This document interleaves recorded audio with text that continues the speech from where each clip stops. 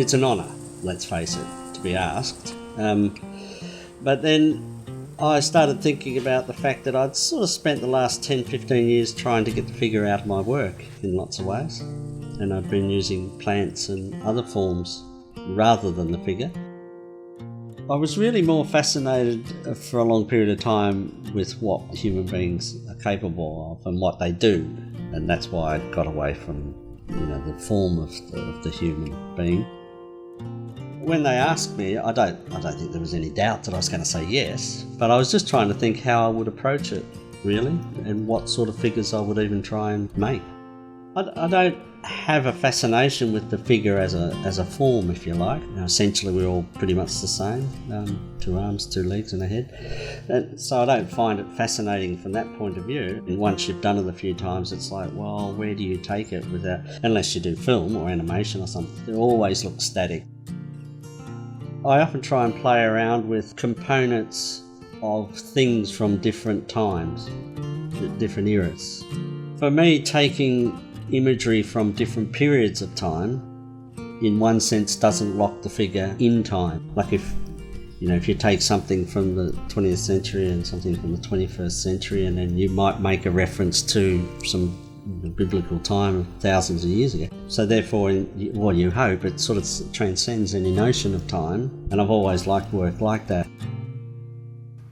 So it's not so much that I add things, but it's what are the things that I add and how I put those components together that somehow they don't just look ridiculous, which sometimes they do.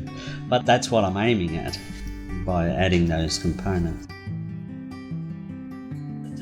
I work through them probably before I think my way through them.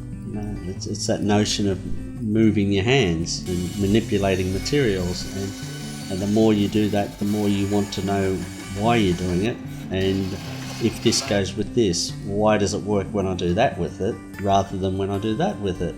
And then obviously I don't think you can move your hands without your brain functioning, but I think as soon as I move my hands, as soon as I start to make something, then it generates the questioning. I'd never really seen myself as doing anything other than doing art, really.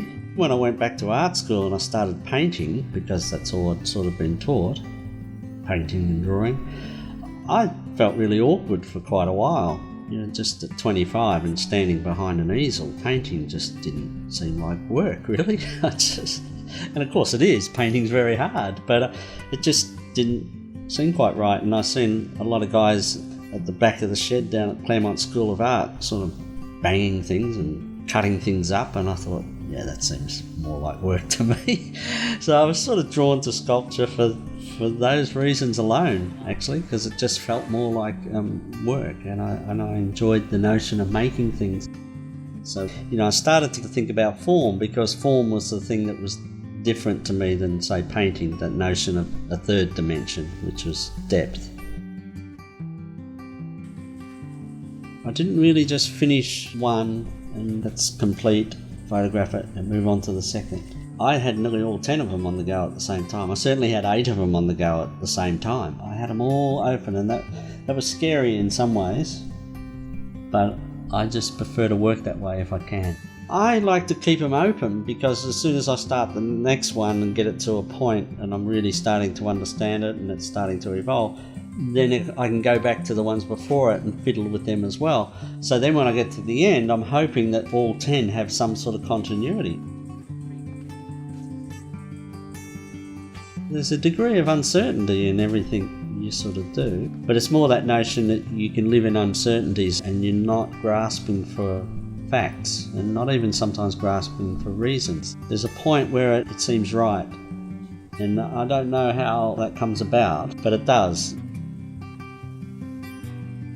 You're talking about a person from an earlier century, but you're dressing him up in modern clothes, if you like, because you're talking about that attitude that an early Roman king might have had, but you're dressing him up in a sharkskin suit, and you obviously are placing him in the present. So it's about bringing that attitude to the fore. There was one called Sprout, which was a piece that I felt pushed me around the most. I thought I was kind of winning one day, and then I'd come out and it seemed to appear that it wanted to do something else. And so I always liked that piece because of that. I don't know whether it's the most successful piece in the show or anything. I don't think in those terms really anyway. But I certainly know that I felt this work is really shoving me into areas that I hadn't been before. There was lots about the other works that I quite liked. In terms of materials I hadn't used before, so I was exploring those things as well. There was some notion of setting up a dichotomy between man's world, if you like, as opposed to the natural world. The chook on the head, and I called it meek, with that notion of the meek shall inherit the earth. And I've always sort of been fascinated with the chook. My partner, Bev, I don't even know where she got the chook, but it was called an old English game bird. And when it ran or walked, it sort of did look like a dinosaur. And that's when I started thinking about that, the notion of a chook being such an old animal.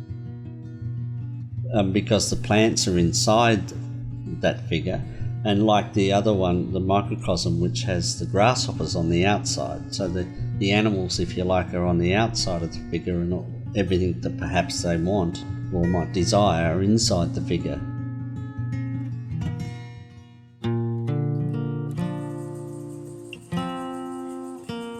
I don't see humans as, well, not long term, I don't see humans as destroyers of things. And it's always a tricky one. I mean, man has got to investigate the things around him.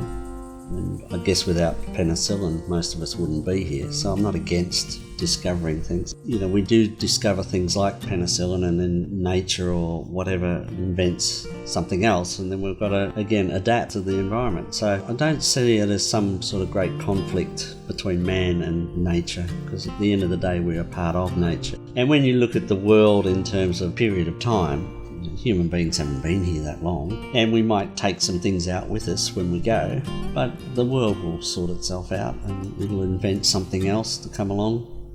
So if it was some sort of battle, hey, we're going to lose it, if you want to look at it like that. We won't take the world down with us, I don't think.